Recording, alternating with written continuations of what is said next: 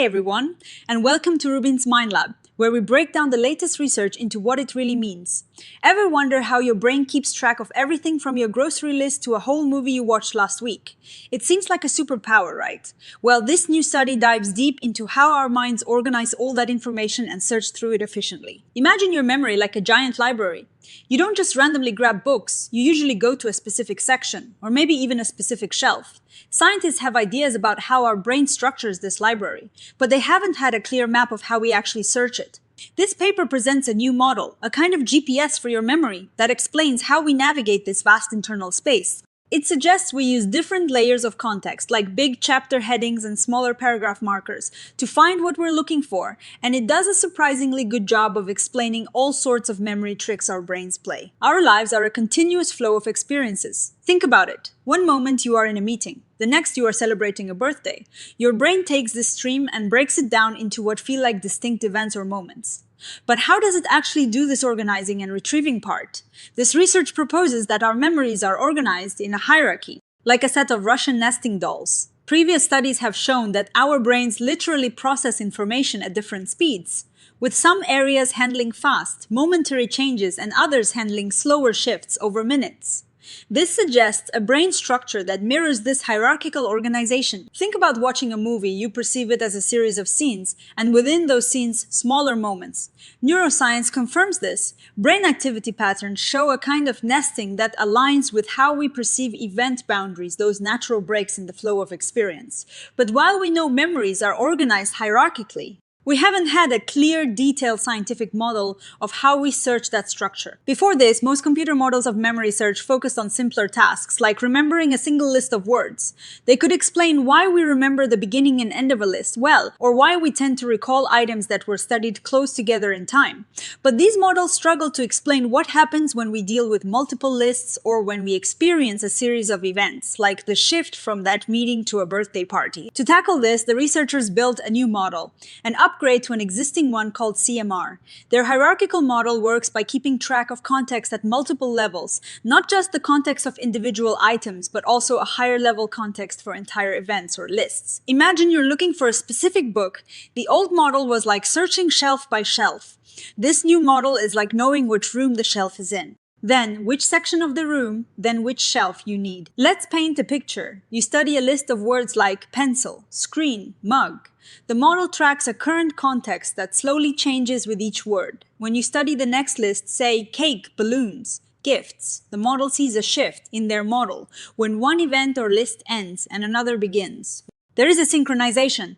The item-level context resets to match the event-level context of the new list. This is crucial because it means each list or event gets its own higher-level handle or tag. So how does this help us search? At recall, if the current item-level context doesn't bring up enough details, the model can use these higher-level event or list contexts as starting points. It's like, if you can't find that specific book on the shelf, you can step back and use your knowledge of the room to get you closer to the right section, and then search again. This hierarchical search explains why we often remember the beginning of lists really well. Those are like the entry points to the event. To see if their model actually worked, they tested it against real human memory data. They used data from experiments where people studied lists of words. First, they looked at single lists, like the classic free recall task. They found their model could accurately predict patterns like recency, where we remember the last items best, and temporal contiguity, where we tend to recall items studied near each other. Then, they moved to the more complex scenario, multiple lists of words, and then recalling everything at the end. This is like the final free recall task here. Their model replicated scale invariant effects, meaning the same memory patterns we see within a short list also appear across longer stretches of time when dealing with multiple lists. The recency effect, for instance, showed up both in remembering the last words of a single list and the last list in a whole series. This is where things get really interesting. The researchers emphasize that their model captures these patterns by essentially comparing the similarity of the contexts. Items studied close together have similar contexts, and lists studied close together have similar higher-level contexts. This similarity is what guides the search, making it efficient to find related memories. They show this through statistical comparisons, like the conditional response probability, which basically measures how likely we are to recall something that was studied nearby.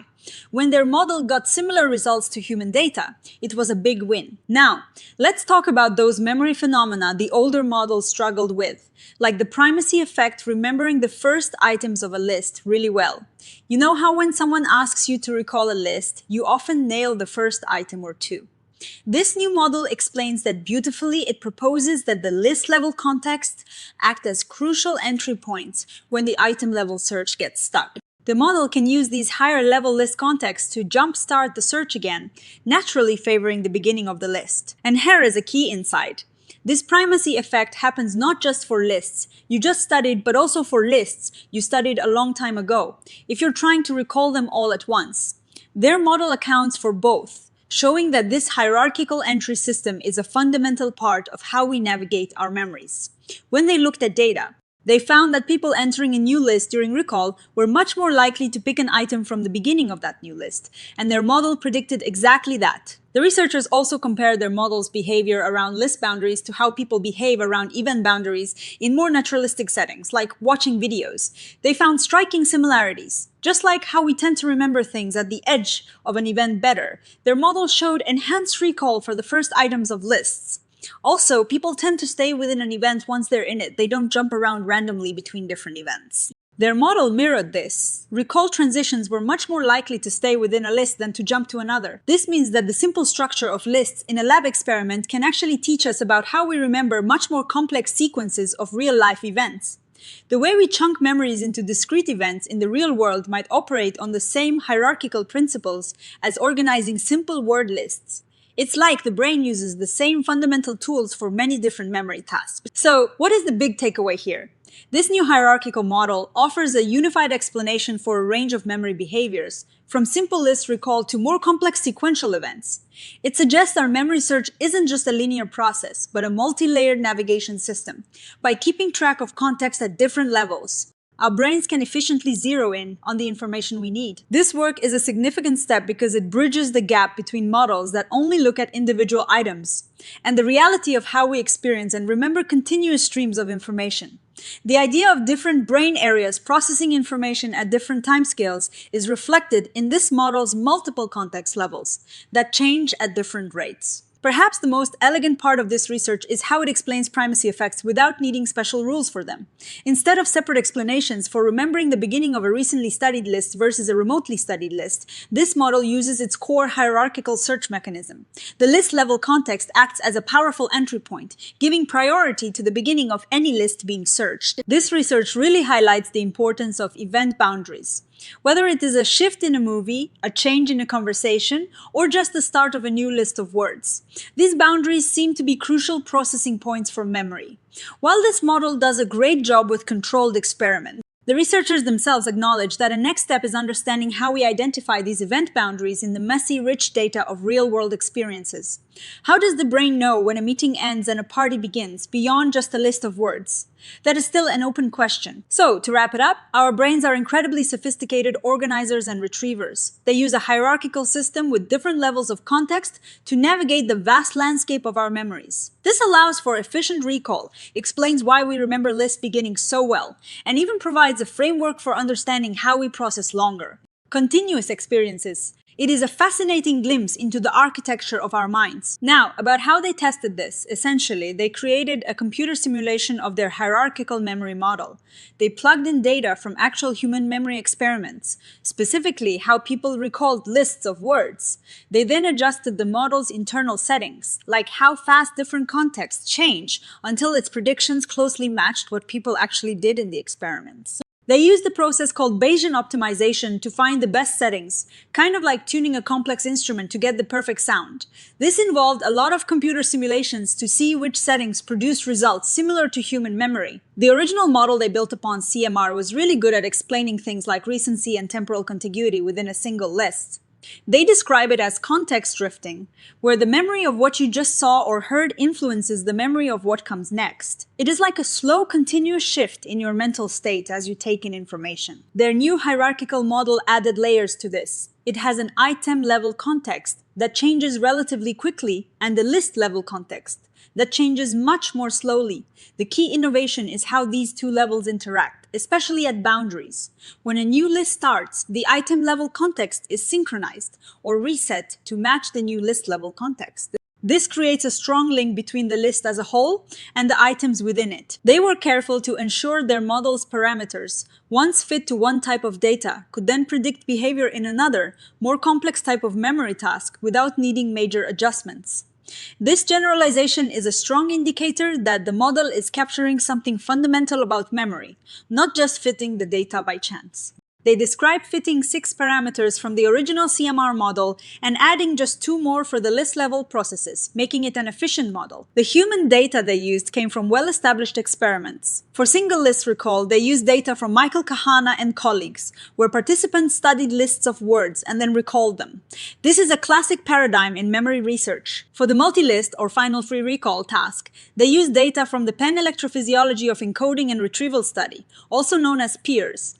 This is a large dataset that allowed them to look at how participants recalled items from many lists learned sequentially. It is worth noting that the paper draws on a lot of prior work in event memory, linking their list-based findings to how people remember more naturalistic streams of experience like movies or stories. This shows the researchers are building on a broad and deep understanding of how memory works. What I find really compelling about this study is how it takes a complex cognitive function memory search and breaks it down into manageable, testable components. The idea of hierarchical context is intuitively satisfying, mirroring how we organize knowledge in everyday life. It's like an internal file system with folders within folders. The fact that their model, a computational construct, can predict these nuanced human memory patterns so well is a testament to its explanatory power. It suggests that these scale-invariant recency and contiguity effects, as well as primacy effects, aren't just quirks of our memory, but emerge naturally from this hierarchical structure and the way we search it. One limitation, as the authors noted, is that their model focuses on how we search memories after they've been encoded, not how we first identify the boundaries of events in the first place from continuous real-world experience. I'd love to see future research try to integrate this hierarchical search model with an event segmentation model, one that could actually figure out when a meeting turns into a birthday party from raw sensory input. Also, while the model is parsimonious, real human learning is incredibly complex. This model, like most, is a simplification, but a very powerful one, the real. World implications are vast. Understanding this hierarchical search could help us design better learning and educational tools. Imagine studying material that's structured in a way that perfectly aligns with these hierarchical memory principles. It could also shed light on memory disorders, where this hierarchical organization or search might be disrupted. Plus, it just deepens our appreciation for the incredible machinery of our own brains. It's not just a passive storage device, it is an active, dynamic system that's constantly organizing and navigating our past. Thank you so much for joining me on RUBIN'S Mind Lab. If you found this breakdown helpful, please hit that like button, leave a comment with any questions you have, and subscribe so you don't miss our next dive into the fascinating world of the mind. See you next time.